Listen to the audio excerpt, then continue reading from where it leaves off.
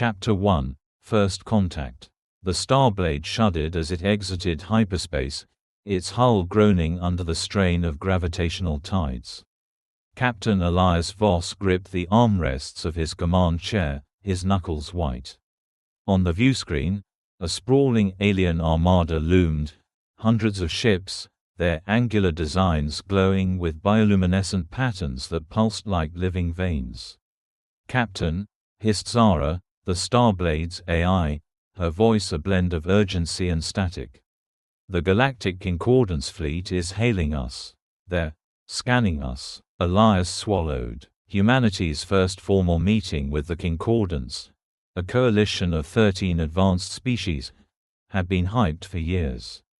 But now, faced with the reality of the cold, unblinking sensors, he felt like a child presenting a scribbled drawing to a panel of engineers.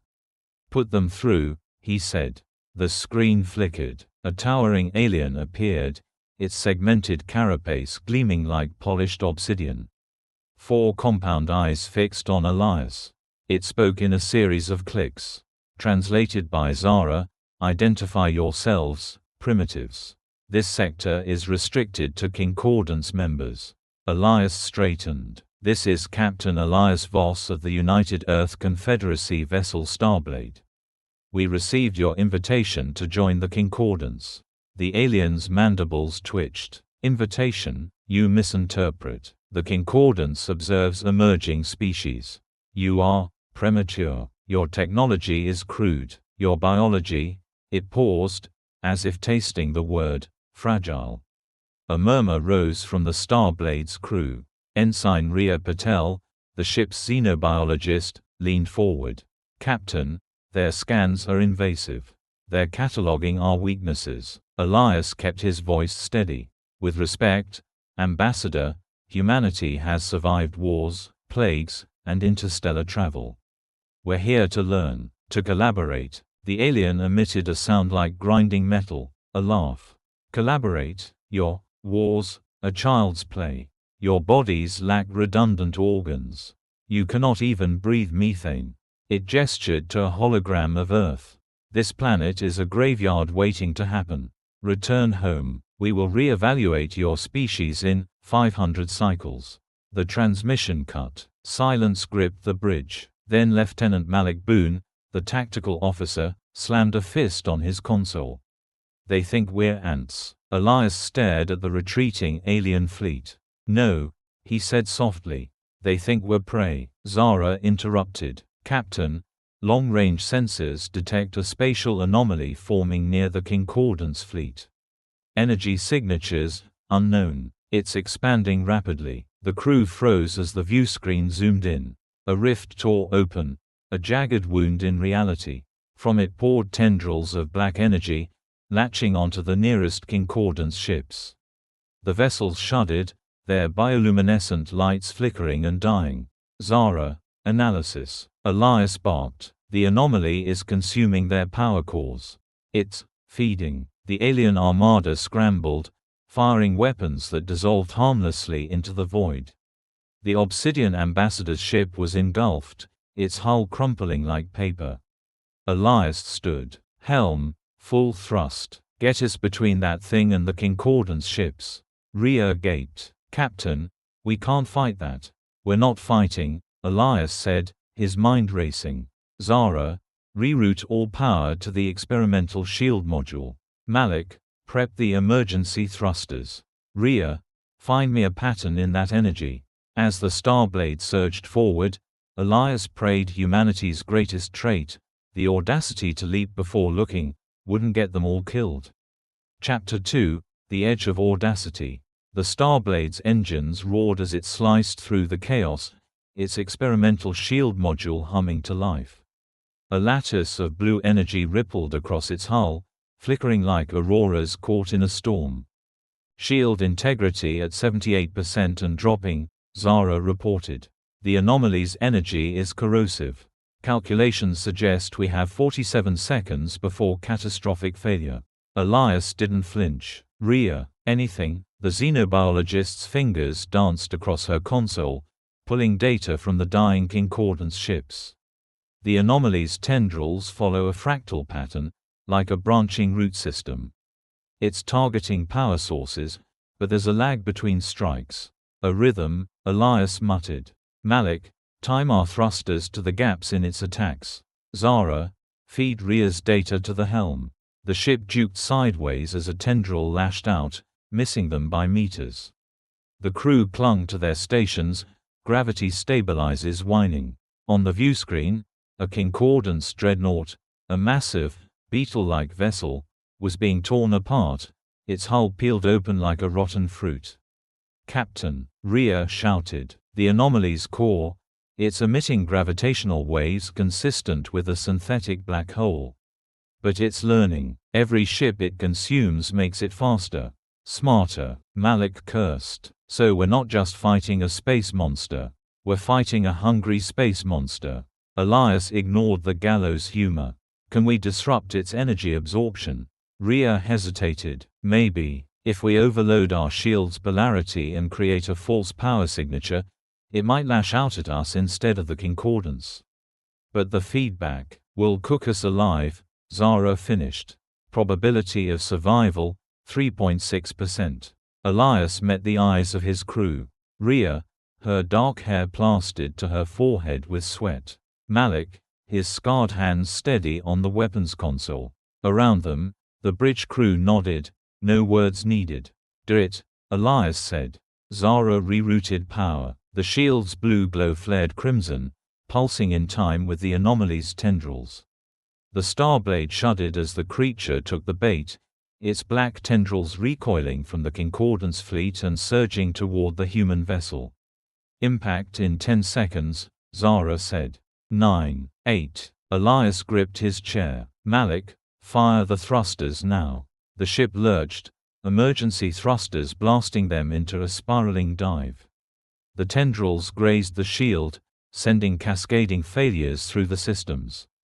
Alarms wailed. Shield down to 9%. Zara called. Reroute life support to the shields. Elias ordered. The lights dimmed. Oxygen levels plummeted. Crew members gasped, clutching their throats. The anomaly shrieked, a sound that bypassed the vacuum of space and vibrated directly in their skulls. On screen, its core convulsed, the false power signature overloading its absorption capacity. For a heartbeat, it swelled like a dying star, then collapsed inward, the rift sealing with a thunderclap that rattled the Starblade's bones. Silence. The bridge crew sagged, sucking in thin air.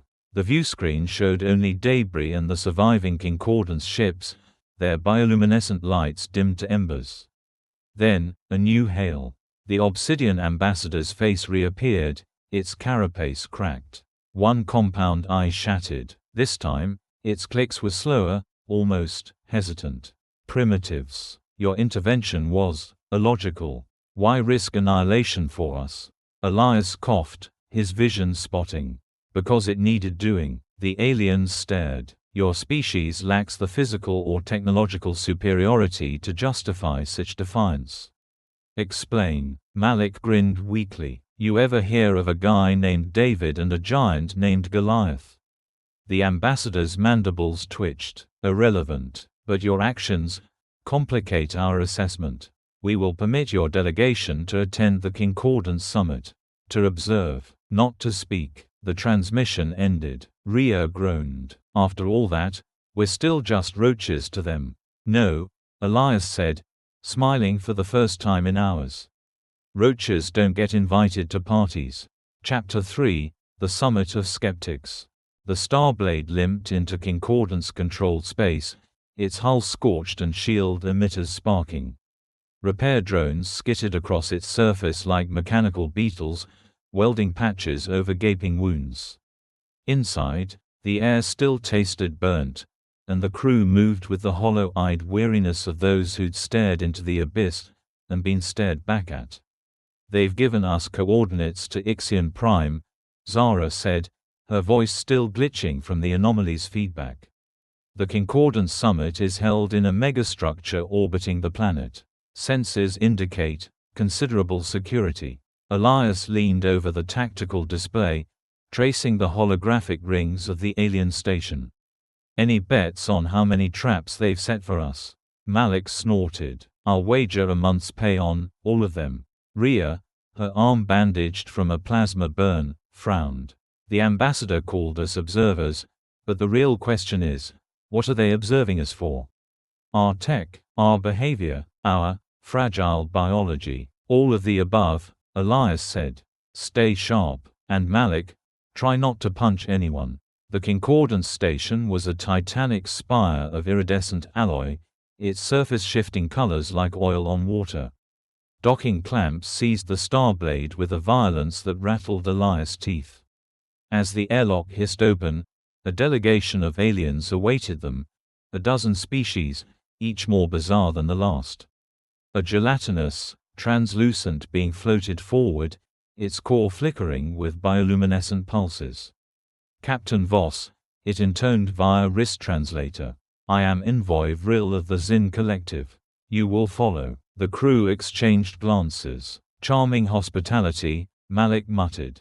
They were led through cavernous halls lined with hieroglyphics depicting Concordance victories, wars against nebulous foes, the subjugation of rebellious species. Notably absent, any mention of the anomaly.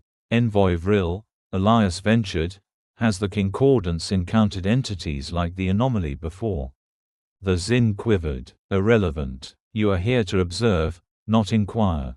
Rhea's eyes narrowed. They're hiding something. The summit chamber took Elias' breath away. A circular arena floated in 0G, surrounded by tiers of alien delegates. In the center, holograms of star systems flared and died as species debated resource rights, trade disputes, and the eradication of the Krix hive worlds, droned a mantis-like alien. Their overpopulation threatens galactic equilibrium. A bulbous creature with stalked eyes counted. Extermination is inefficient. Enslavement preserves labor. Elias' stomach turned. They're discussing genocide like it's a budget meeting. Zara whispered through his earpiece, Captain, I'm detecting encrypted data streams beneath the chamber. Should I do it? Quietly, the humans were seated in isolated pod. To minimize contamination, Envoy Vril sniffed. For hours, they endured debates steeped in cold logic, devoid of empathy. Then, the human delegation may observe one trial, announced a towering reptilian judge. Choose. Elias stood. We choose the Krix. The chamber buzzed. The mantis alien sneered. Sentimentality, a weakness. The Krix representative was a gaunt insectoid, its chitin scarred, wings clipped. Why plead for us? It rasped. Because everyone deserves a voice, Elias said. The trial began. The Concordance laid out its case. The Krix's population had swollen to 20 billion, straining their star system's resources. Proposed solutions included orbital bombardment, forced sterilization, or selling excess Krix as labor stock. Elias raised a hand. May we propose an alternative? Laughter rippled through the chamber. The reptilian judge nodded, amused.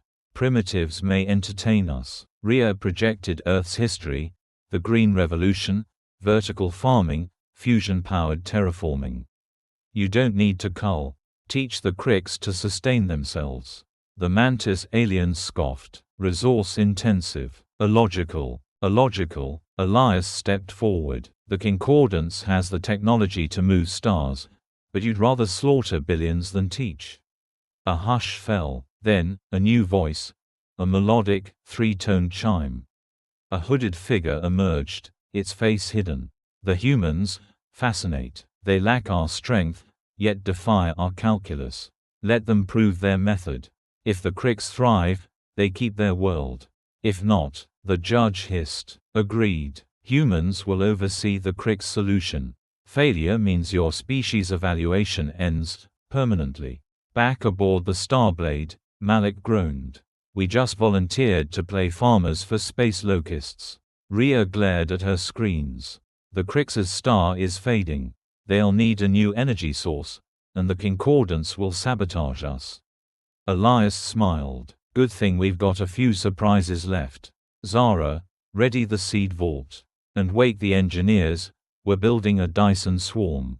Chapter 4, Seeds of Rebellion. The Crick's homeworld hung in the viewscreen like a tarnished emerald, its atmosphere harsed with pollution. Its continents scarred by overmining and overcrowded hive cities. The Starblade orbited above, dwarfed by the skeletal frames of half-built Dyson swarm components. They gave us 6 months, Malik said, staring at the cracked desert regions below. Even with nano-assemblers, this is impossible. Elias clasped his hands behind his back. The Concordance expects us to fail. So we'll do the impossible. Again, the Cricks were not what the crew expected. Up close, their insectoid forms were delicate, antennae quivering with nervous energy. Their leader, Vectra, clicked softly as she addressed Elias in broken standard. Your machines steal our sun. Why trust? Rhea stepped forward, holographic schematics glowing in her palm.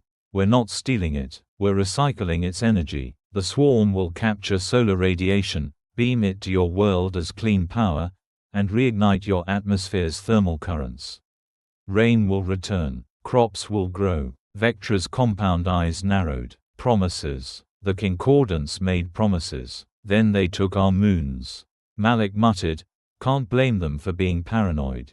Work began. Human engineers and Crick's drones toiled side by side, assembling swarm satellites from asteroid-mined materials. The Cricks' hive-mind coordination proved invaluable, thousands working in perfect sync, weaving organic alloy cables grown from their own resin. Fascinating, Rhea said, observing a Crick's worker fuse a solar panel with secreted enzymes. Their biology is half the tech. If we hybridize their resin with our fusion cores. A thunderous explosion cut her off. A half-built swarm node erupted, shrapnel tearing through the orbital construction zone. Crick's drones scattered as emergency force fields flickered. Sabotage, Zara confirmed. Concordance signature detected in the debris, a plasma charge. Elias scowled. They're not even hiding it. The next attack came days later. A Concordance inspection drone breached the Starblade's reactor, overloading the cooling systems. Crew members in engineering suits narrowly prevented a meltdown, but the delay cost them weeks of work. They're testing us, Elias said, wiping soot from his face. Seeing how far we'll bend before breaking. Rhea clenched her fists. We need to strike back. Disable their drones, expose their sabotage, and give them an excuse to wipe us out. Elias shook his head. No, we play their game, but we cheat. He summoned Vectra. Your people built hive cities. Can you build decoys? The swarm's progress slowed visibly. Concordance spies reported human incompetence, satellites drifting off course, failed launches, quarrels with the Cricks. Satisfied, the Concordance envoy withdrew to watch the inevitable collapse.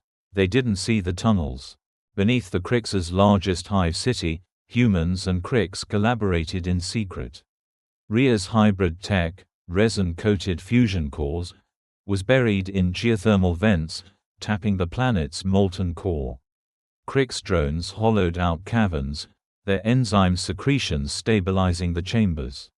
A backup network, Elias explained to Vectra. If the swarm fails, this geothermal grid will power your world. But we need time. Vectra's antennae brushed his arm, a Crick's gesture of trust. We will dig. You will soar. The final blow came at month 5. A Concordance warship decloaked near the swarm, firing a kinetic rod into its central hub. The structure shattered, fragments burning up in the Crick's atmosphere. The Concordance envoy hailed Elias, mandibles twitching with glee. Your failure is evident. Prepare for evaluation. Elias smirked. Evaluation this. He activated the geothermal grid. Across the Crick's world, artificial geysers erupted, shooting plasma energy into the sky. The charged particles collided with the remnants of the swarm, igniting a cascading aurora that wrapped the planet in a shimmering energy net. Rhea's voice trembled with triumph. The aurora is re-ionizing the atmosphere. Rainfall projected in 48 hours. The envoy recoiled. This violates concordance edicts. Underground energy is forbidden. You said nothing about underground, Elias said. You said solve their energy crisis. We did. The Crix wept acidic tears as the first rains fell, nourishing parched soil. Vectra bowed to Elias. Your human way. It is. She struggled for the word. Loud, reckless, but bright. The concordance envoy seethed, but the hooded figure from the summit reappeared, silencing protests with a melodic chime. The humans adapt. They create. This merits further study. As the envoy retreated, Elias noticed cracks in the concordance's unity. Some delegates lingered, observing the Crix's rebirth with curious clicks and trills. We've got a foothold, Malik said. Rhea nodded at the hooded figure. And maybe an ally. Zara interrupted. Captain, long-range sensors detect spatial anomalies. Multiple rifts. They're converging. Elias stared at the stars. The real fight's just beginning. Chapter 5, The Fractured Pact. The anomalies bloomed like poisonous flowers across the galaxy. Concordance patrols vanished. Colonies went dark. The Starblade raced from crisis to crisis, its crew surviving on stims and stubbornness. They're targeting concordance infrastructure, Zara reported, her voice strained. Shipyards, energy depots, even their historical archives. Rhea frowned at the holographic star map. It's surgical. The anomalies aren't random, they're strategizing. Elias rubbed his bloodshot eyes. And we're the only ones who've survived an encounter. The concordance is too proud to ask for help, but a proximity alarm blared. Unidentified vessel decloaking off the port bow. Malik yelled. The ship shuddered as a sleek, organic-looking craft docked with the Starblade. Its hull shimmering with prismatic scales.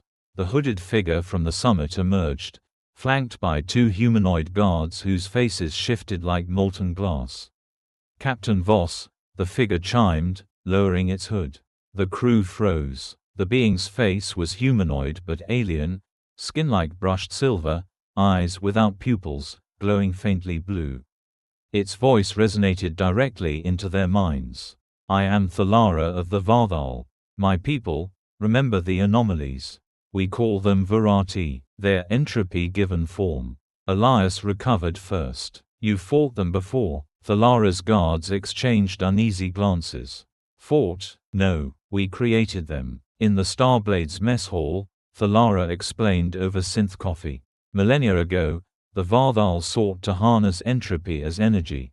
Their experiment tore reality, birthing the Virati, a self-replicating force that consumed entire systems. We sealed the rifts, Thalara said, her fingers leaving faint afterimages in the air. But the concordance, in their arrogance, mined Varthal ruins for technology. They reignited the Vorathi's hunger. Rhea leaned forward. How do we stop them? You cannot, but you can redirect. Thalara projected a star chart. The Virati crave ordered energy. The concordance's core worlds are ripe targets. Evacuate them, and the Virati will follow. Malik scoffed. The concordance won't abandon their precious capitals. Then they will die, Thalara said simply. Elias stood. No, we're not sacrificing billions to buy time. Thalara tilted her head, a gesture eerily human. You are unexpected. What alternative do you propose? We give the Virati a better target. Elias pointed to the hologram. A fake core world. A bomb wrapped in a bow. The plan was insanity. Using Varthal tech, the Starblade would simulate a planet-sized power source, a lightning rod to draw the Virati into a trap. But building it required infiltrating a concordance archive to steal energy matrices. They'll shoot us on sight, Malik said, strapping into a stealth pod. Then don't get seen, Elias replied. The raid was a ballet of chaos. Malik and Thalara's guards slipped past automated sentries, their path lit by holographic distractions Rhea projected from orbit. In the archive's heart, they found not just data crystals, but a prisoner. The Obsidian ambassador hung suspended in a stasis field, its carapace cracked, one arm missing. Traitor, it hissed at Thalara. The Concordance should have purged your kind. Thalara's guards froze the field with a touch. We warned you, she said coldly. Now, you will help us save your people. The trap was set near a dead star. The Starblade, retrofitted with stolen Concordance tech, pulsed like a beacon. Around it, Thalara's ship wove temporal barriers, delaying the Vorathi's perception of the ruse. We sealed the rifts, Thalara said, her fingers leaving faint afterimages in the air. But the Concordance, in their arrogance, mined Varthal ruins for technology. They reignited the Vorathi's hunger. Rhea leaned forward. How do we stop them? You cannot, but you can redirect. Thalara projected a star chart. The Vorathi crave ordered energy. The Concordance's core worlds are ripe targets. Evacuate them, and the Vorathi will follow. Malik scoffed. The Concordance won't abandon their precious capitals. Then they will die, Thalara said simply. Elias stood. No, we're not sacrificing billions to buy time. Thalara tilted her head, a gesture eerily human. You are unexpected. What alternative do you propose? We give the Vorathi a better target. Elias pointed to the hologram. A fake core world. A bomb wrapped in a bow. The plan was insanity. Using Varthal tech, the Starblade would simulate a planet-sized power source, a lightning rod to draw the Vorathi into a trap. But building it required infiltrating a Concordance archive to steal energy matrices. They'll shoot us on sight, Malik said, strapping into a stealth pod. Then don't get seen, Elias replied. The raid was a ballet of chaos. Malik and Thalara's guards slipped past automated sentries, their path lit by holographic distractions Rhea projected from orbit. In the archive's heart, they found not just data crystals, but a prisoner. The Obsidian ambassador hung suspended in a stasis field, its carapace cracked, one arm missing. Traitor, it hissed at Thalara. The Concordance should have purged your kind. Thalara's guards froze the field with a touch. We warned you, she said coldly. Now, you will help us save your people. The trap was set near a dead star. The Starblade, retrofitted with stolen Concordance tech, pulsed like a beacon. Around it, Thalara's ship wove temporal barriers, delaying the Vorathi's perception of the ruse. They're here, Zara whispered. Space rippled as a dozen rifts vomited forth Vorathi tendrils. The dead star flared, its gravity well magnified by Varthal devices. The Vorathi surged toward the Starblade, their shrieks echoing through the void. Now, Elias ordered. Thalara's ship detonated the temporal barriers. Time stuttered. For a heartbeat, the Vorathi were frozen, and the Starblade unleashed every weapon, from plasma torpedoes to resonant sonic bursts. The dead star collapsed into a black hole, dragging the Vorathi into oblivion. The crew cheered, until Zara spoke. Captain, the Obsidian ambassador's ship, it's gone. And Thalara's vessel is badly damaged. On screen, Thalara slumped in her command chair, silver blood trickling from her nose. The Concordance will not forgive this. They will hunt your kind. Hunt us. Elias smiled grimly. Let them. We've got practice surviving impossible odds. Thalara's lips quirked. Then perhaps, we hunt them first. Final chapter, The Unbroken Chain. The Concordance fractured. Some species, like the Zin, defected to the human Varthal alliance. Others doubled down on tyranny, purging dissenters. The Starblade became a symbol, a rogue flagship leading a coalition of the unwilling, the oppressed, and the stubborn. 5 years later, Elias stood on the bridge of a new vessel, the Dawnbreaker, built with Varthal temporal alloys and Kryx resin. Below, Earth gleamed, its orbital defenses humming with shared alien tech. Admiral on deck, Malik barked, now sporting a cybernetic eye. Rhea, her hair streaked with silver, handed Elias a datapad. The last Concordance stronghold has fallen. Their leaders surrendered to the Cricks, of all species. Elias chuckled. Poetic. Thalara entered, her guards replaced by a human Crick's security team. The Virati are dormant, not destroyed. And the anomaly you first encountered, a shard survived. Elias nodded. Then we keep watch. All of us. The galaxy had learned humanity's lesson. That fragility bred ingenuity, that mercy could be strength. And somewhere in the dark, the last Virati shard pulsed, waiting. But so did they.